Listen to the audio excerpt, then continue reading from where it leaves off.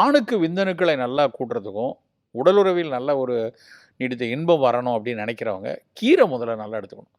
தாளி முருங்கை தலைதூது பசலை ஆழியன வெஞ்சுவார் போகத்திலேன்னு ஒரு பாட்டு உண்டு.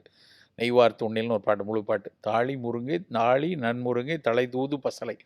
தாளிக்கீரை, முருங்கைக்கீரை, பசலைக்கீரை, தூதுவளைக்கீரை, இந்த கீரையெல்லாம் நெய்வார்த்து உண்ணில் கொஞ்சம் நெய் போட்டு அதை வந்து சமைச்சு சாப்பிட்டா அவர்கள் வந்து போகத்தில் விருப்பமோடு இயங்குவாங்கன்னு அந்த காலத்தில் சொல்லியிருக்காங்க. இன்றைக்கி அதெல்லாம் படிக்கும்போது எல்லாம் அஃப்ரோடயாசிக் க்ரீன்ஸ்னு கண்டுபிடிக்கிறோம். ஸோ அந்த கீரையில் ஏதாவது ஒரு கீரை, என்ன கீரை இருக்கோ அதுக்காக தாளிக்கீரை தேடி எங்கடா இருக்குது நாளைய வேண்டாம், முருங்கீரை இருக்கா முருங்கீரை எடுத்துக்க, பசலைக்கீரை எடுத்துக்க, நிறைய கீரை எடுத்துக்கணும். கீரை அடிப்படையில் ஜிங்க் சத்து நிறைய உள்ளது.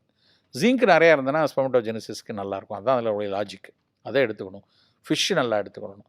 எல்லா நட்ஸு பாதாம், பிஸ்தா, சாரப்பருப்பு, நிலக்கடலை, எந்த பருப்புகள் இருக்கோ அந்த பருப்புகள் நிறையா இருக்கிற மாதிரி எடுத்துக்கணும். ப்ரோட்டீன் நிறையா இருக்கணும். நிறைய ப்ரோட்டீன் எடுத்துக்கணும். வாழைப்பழம் வாழைப்பழம் வந்து மனதுக்கும் நல்லது, ஸ்பெர்மடோஜெனிசிஸ்க்கும் உதவியாக இருக்கும். ஸோ செவ்வாழைப்பழம், நேந்திரன் வாழைப்பழம், இந்த மாதிரி பழங்கள் எடுத்துக்கணும். கீரை, மீன், பயறு, பழங்கள், இது வந்து அந்த ஆணுக்கான சிறப்பு உணவுகளாக எடுத்துக்கொள்ளலாம். இதெல்லாம் தாண்டி இப்படிலாம் நாங்கள் 3 வருடமாக இருக்கோம், ஆனாலும் அந்த பயிரெலாம் எடுக்கிறோம், ஆனாலும் கருத்தரிக்க தாமதிக்கிறது அப்படின்னு தெரிஞ்சதுன்னா, ஒரு நல்ல குடும்ப மருத்துவரை முதல்ல போய் பார்க்கணும். மருத்துவரை பார்த்து அவர் சில சோதனை செய்ய சொல்லுவார். அணுக்கள் கரெக்டாக இருக்கா, அணுக்கள் இயங்குதா, அணுக்களினுடைய ஓட்டம் நல்லா இருக்கா, பெண்ணுக்கு முட்டை கரெக்டாக இருக்கா, ஹார்மோன் கரெக்டாக இருக்கான்னு பார்ப்பாங்க.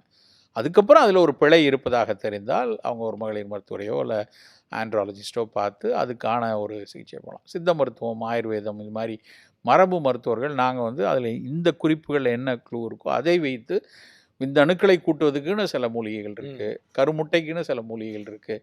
பெண்ணுக்குன்னா அதுக்கு நெய்ச்சட்டிக்கீரை அது மாதிரி கொடுப்போம், ஆணுக்குன்னா பூனைக்காளி அந்த மாதிரி ஓரிதழ் தாமரைன்னு அதை கொடுத்தோன்னா கண்டிப்பாக கருத்தரிப்பு நடக்கும்.